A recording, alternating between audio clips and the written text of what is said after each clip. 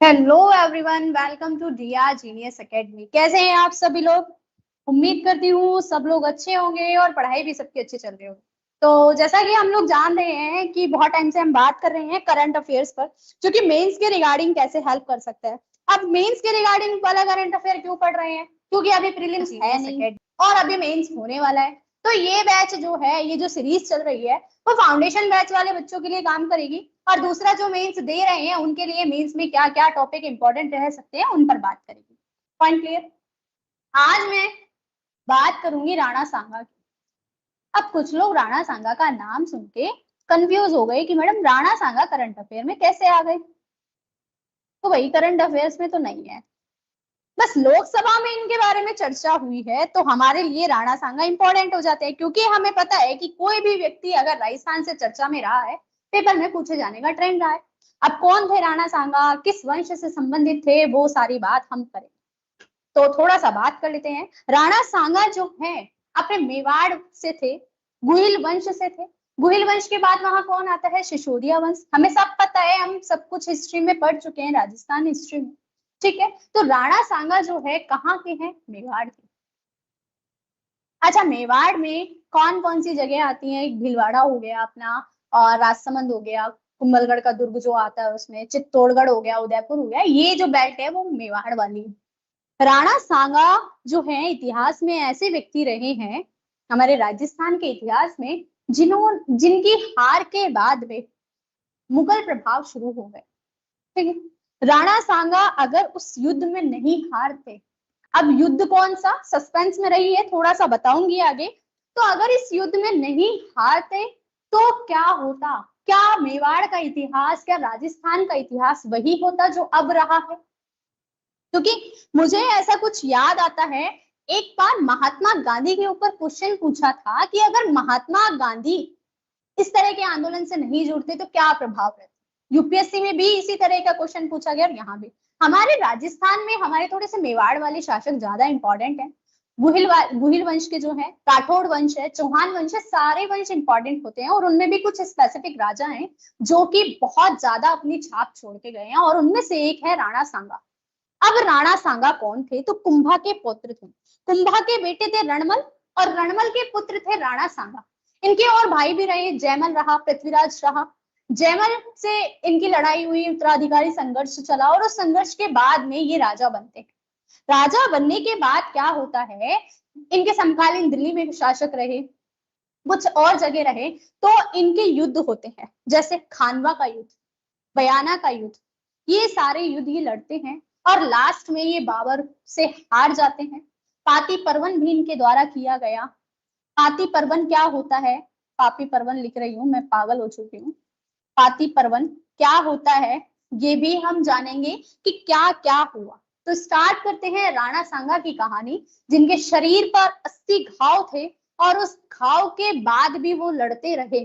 ठीक है, इनके बारे में बहुत अच्छी अच्छी लाइन भी आपको सुनने को मिल जाती है। तो हम स्टार्ट करते हैं अपने प्रताप शौर्य की राणा सांगा की कहानी। लोकसभा में राणा सांगा पर चर्चा।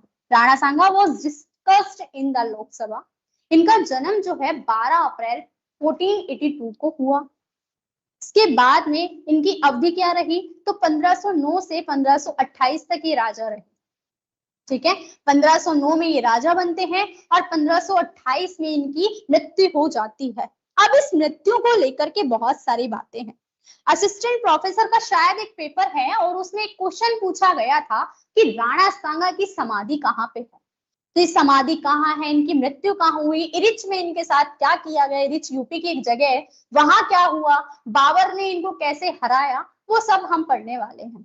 अच्छा, इधर जो है मैं आपको किसी के युद्ध के कारण को नहीं बताऊंगी, दूसरी बात उसका प्रभाव नहीं बताऊंगी, क्योंकि अब हम जो है बात करेंगे आपके माइंड की डेवलपमेंट की। क्योंकि मुझे 1 महीना होने जा रहा है क्लासेस लेते हुए, और उसमें मैंने आपको बताया है कि आप चीज कैसे निकालेंगे, किसी कंटेंट में से कारण कैसे ढूंढने हैं, प्रभाव कैसे ढूंढने हैं, वे फॉरवर्ड कैसे ढूंढना है, वो सब हम सीख रहे हैं काफी दिन से।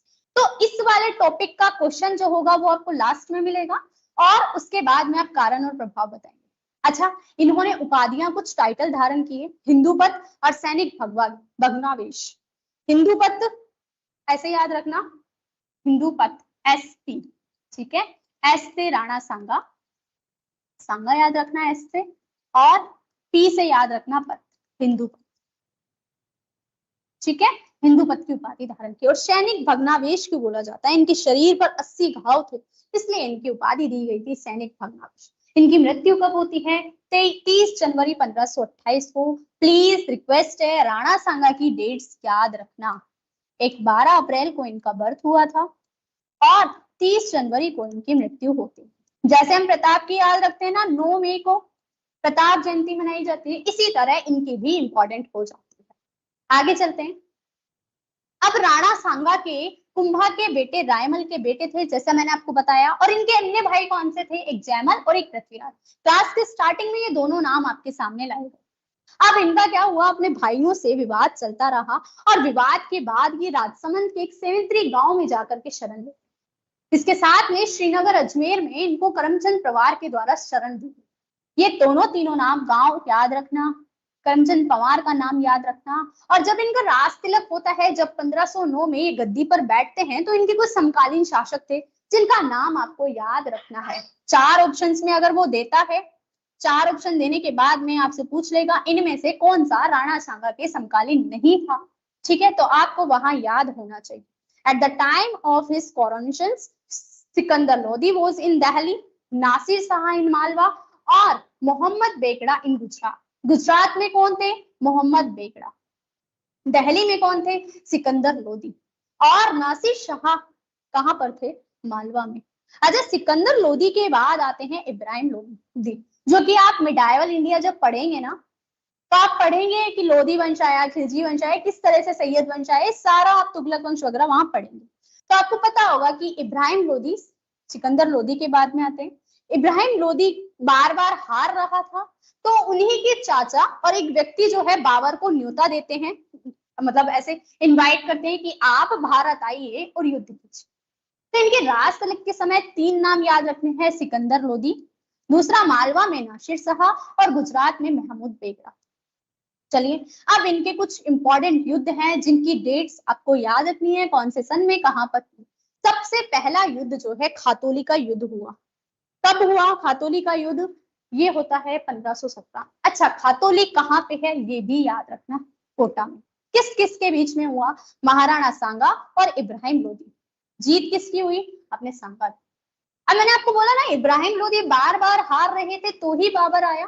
तो अब दूसरा युद्ध हुआ बाड़ी, धौलपुर में एक जगह है बाड़ी, वहां पर 1518 में बाड़ी में धौलपुर का युद्ध होता है, और राणा सांगा और इब्राहिम लोदी फिर से एक बार मैदान में आते हैं, और राणा सांगा फिर एक बार जीत। अब इब्राहिम लोदी किसी को मुंह दिखाने लायक नहीं रहे कि 2 बार हार गए, साम्राज्य दिल्ली संभाला हुआ है पूरा,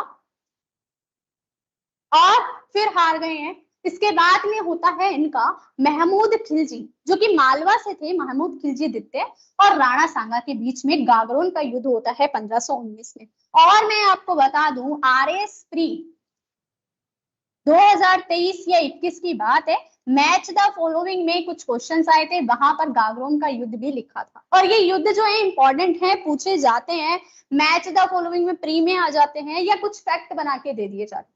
ईडर का युद्ध किस किस के बीच में, सांगा और मुजफ्फर शाह द्वितीय के बीच में। ये मुजफ्फर शाह द्वितीय कहाँ से थे, गुजरात से, और इसमें भी किसकी जीत होती है, सांगा की। अच्छा, इसका रीजन क्या था, क्यों हुआ, तो ईडर में उत्तराधिकारी संघर्ष चल रहा था, उसके कारण। अब क्या क्या इन युद्धों के कारण रहे, वो आप मुझे कमेंट सेक्शन में बताएंगे, या फिर जहां आपको आंसर सबमिट कराने का बताया हुआ है वहां पर आप इन युद्धों के कारण 5 कारण मुझे लिख करके दें, ताकि मैं थोड़ा सा विचार बना पाऊं कि आप सीख रहे हैं या सिर्फ क्लास देख करके चले जाते। चलिए आगे चलते हैं।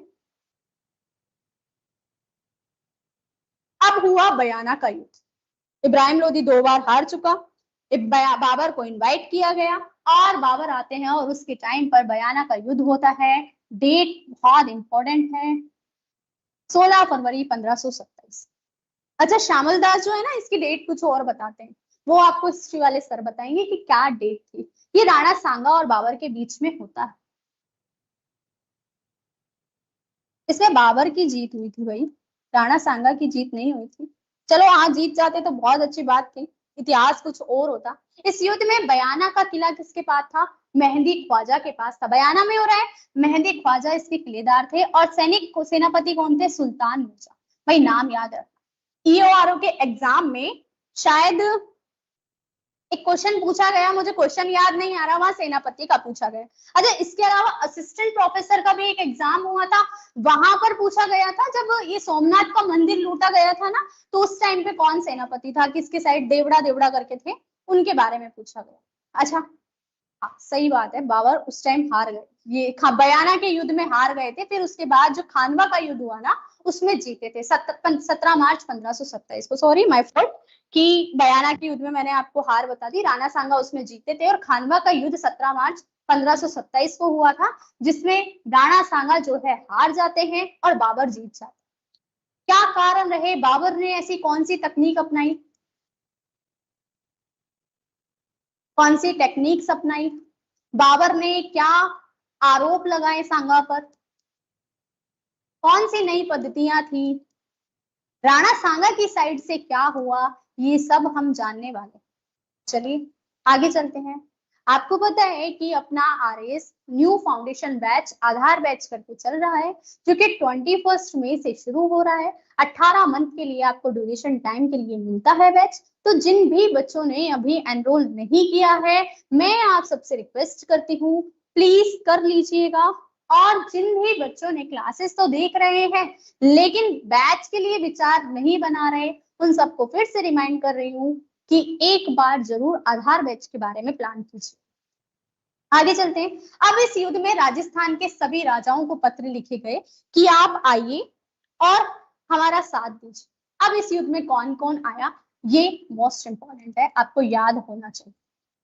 ठीक है, आमेर से कौन आए? पृथ्वीराज। बीकानेर से कौन आए? कल्याणमल आए थे। और किसने भेजा? राव जैतसी ने अपने पुत्र कल्याणमल को भेजा।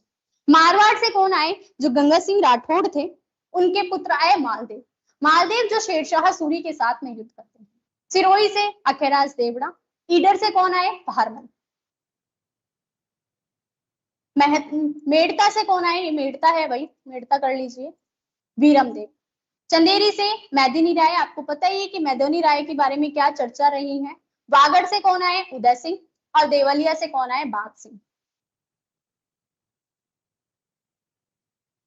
बिजोलिया से अशोक परमार। ये अशोक परमार वही हैं जिनको राणा सांगा ने उपहार स्वरूप बिजोलिया की जमीन दी थी और उनके उत्तराधिकारी वहां पर बिजोलिया किसान आंदोलन को सामना करते हैं। अशोक परमार को जागीर दी गई थी ना, और जागीर के बाद में उसका मुख्यालय बिजोलिया ही था, जहां पर 1897 से लेकर के 1941 तक बिजोलिया किसान आंदोलन चलता है। 3 चरणों में चला। अब ये सब डिटेल्स आप हिस्ट्री वाले सर से पढ़ना। सादड़ी में कौन थे? झाला अज्जा, जिन्होंने ये जो सांगा थे उनके घायल होने के बाद में उनका मुकुट धारण किया। सलूम्बर से रतन सिंह चुंडावत। मेवात से हसन का मेवाती। और महमूद लोदी, ये इब्राहिम लोदी का भाई था, इन्होंने भी इनका साथ। ठीक है, पाती परवन का मतलब समझ में आया कि सबको पत्र लिख कर के लिए और एक छत के नीचे जो एकता दिखी वो इसी युद्ध में दिखी। अब इस युद्ध में बाबर की होती है जीत और उपाधि धारण की जाती है गाजी। इरिच में सांगा के साथियों ने उनको जहर दिया। मैंने आपको शुरू में बोला ना कि इरिच की मैं बात करूंगी, तो इरिच में जहर दिया जाता है और बसवा दोसा में 30 जनवरी 1528 को राणा सांगा की मृत्यु हो जाती है। अच्छा, इनकी मृत्यु को लेकर ना अलग अलग जगह बहुत सारे फैक्ट हैं, जबकि मैं आरबीएससी की 10th क्लास की बुक की बात करती हूँ तो वहां बसवा दोसा में लिखी हुई है कि इनकी मृत्यु। समाधि स्थल कहाँ पे? मांडलगढ़। और मांडलगढ़ कहाँ पड़ता है? भीलवाड़ा में। मैं एक बार फिर से आपको बता दूं कि जो मैंने पहले बोला था याद रखिएगा, मैंने गलती से बोल दिया, कहीं आप आकर के कमेंट सेक्शन में बोलो कि मैडम आप गलत पढ़ा रही हो, हल्ला मत मचाना। ठीक है, अभी मैं दोबारा बोल देती हूँ वो बात, थोड़ी सी याद रखिएगा। आधार बैच के बारे में भी थोड़ा सा याद। ये जो अपना इससे पहले वाला बयाना का युद्ध था उसमें राणा सांगा की जीत हुई थी और इसके बाद जो हुआ था खातौली खानवा का युद्ध 17 मार्च 1527 को, उसमें सांगा की हार हुई थी। मेरी मिस्टेक है भाई, मैं सॉरी बोल रही हूँ, गलती से बोल दिया, इशू मत बनाना। चलिए आगे बात करते हैं क्या हुआ आगे। अब बाबर जो है इस युद्ध को जीतने के बाद गाजी की उपाधि धारण करते हैं। ठीक है, गाजी की उपाधि धारण करने के बाद में राणा सांगा की मृत्यु हो जाती है। झाला अज्जा मैंने आपको बता दिया उनका मुकुट धारण करते हैं और लास्ट में समाधि इनकी कहाँ पे बनाई गई, मांडलगढ़ फील्ड। Point clear. अब आपका, मैंने आपको इस टॉपिक में ना कारण दिए ना प्रभाव दिया कि क्या प्रभाव पड़ा। अब आपका क्वेश्चन आता है मेंस का। खानवा की लड़ाई में भारत में मुगल युग की शुरुआत हुई थी। मतलब ये खानवा की जो लड़ाई थी जो कि 1527 में हुई थी, इसने भारत में मुगल युग की शुरुआत कर दी। व्याख्या करें। सीधा सीधा 10 नंबर में क्वेश्चन पूछा जा सकता है। मैं सिर्फ आपको फॉर्मेटिंग बता रही हूँ, आपको आंसर खुद दिखता है। देखो, क्वेश्चन के कीवर्ड्स पकड़ना सीखो। खानवा की लड़ाई की बात कर रहा है और मुगल युग की बात कर रहा है, दो कीवर्ड है। तो सबसे पहले खानवा की लड़ाई बताओ, खानवा की लड़ाई। ठीक है, अब इसको शुरू करने से पहले आप जो है इसकी थोड़ी सी बेस बनाओ कि क्या हुआ था, किस तरह से युद्ध चले आ रहे थे। इब्राहिम लोदी की 2 बार हार के बाद में बाबर को निमंत्रण दिया गया और कौन कौन से युद्ध। युद्ध बताने के बाद में आप क्या करेंगे, कारण बताएंगे युद्ध क्या था, और कारण मैं बोलूंगी 4 लिखते ना बस। ठीक है, अब इसके प्रभाव बताएंगे, और ये प्रभाव ही तो मुगल युग की शुरुआत है। नहीं समझ आया कि ये जो प्रभाव पड़े वही तो मुगल युग की शुरुआत थी कि राणा सांगा हार गए और बाबर ने अपना आधिपत्य शुरू कर लिया। बाबर के बाद में ये काफिला चलता गया और 1857 बहादुर शाह जफर पर जाकर के रुकता है, जब लास्ट जो इनके राजा बहादुर शाह जफर, जिनको रंगून शायद रंगून भेजा जाता है, ठीक है, अंग्रेज जाने के बाद में सब समाप्त हो। तो प्रभाव में आप बताएंगे कि क्या हुआ, और उसके अलावा अलग पॉइंट गेन करने के लिए आप सांगा की डिटेल्स दें कि सांगा कौन थे, क्या उपाधि, जन्म कब, मृत्यु कब, और इनकी समाधि कहाँ पे है, क्या इन्होंने उपाधि धारण की, ये सब बताएंगे। और प्रभाव में आप सारी चीजें बता करके यहाँ 5 से 6 पॉइंट लिखेंगे, इतने आपका पेज स्पेस गिर जाएगा, और देन कंक्लूड करेंगे। कंक्लूजन में क्या लिखोगे, सोचो थोड़ा सा कि हम क्या लिख सकते हैं। या तो हम खानवा की लड़ाई का फेवर कर दे, या फिर उसको बोल दे कि अगर राणा सांगा ने इसको जीता होता तो आज मेवाड़ का इतिहास कुछ और। ठीक है, मतलब एक आंख, एक हाथ और एक पैर, ऐसा बोला जाता है राणा सांगा के लिए, और 80 घाव शरीर पर होने के बावजूद ये अंत तक मैदान में डटे रहे। तो लगता है कि अगर घायल नहीं हुए होते और राणा सांगा अगर जीत जाते तो क्या अंग्रेज मुगल आ पाते। बस कंक्लूजन आपको पता ही है क्या लिखना है, तो आप लोगों को समझ में आ गया होगा। आधार बैच जो भी बच्चा ज्वाइन नहीं कर पाता है, प्लीज मैं रिक्वेस्ट कर रही हूँ, उसके बाद आपको फीस में कुछ भी डिस्काउंट नहीं मिलेगा, फिर आपके लिए फीस ये रहने वाली है। तो सबसे रिक्वेस्ट है 21 मई तक अपना बैच ज्वाइन कर लीजिए, जिसको भी करना है। इसके बाद हम फिर से मिलेंगे अपनी क्लास के साथ। Bye bye all of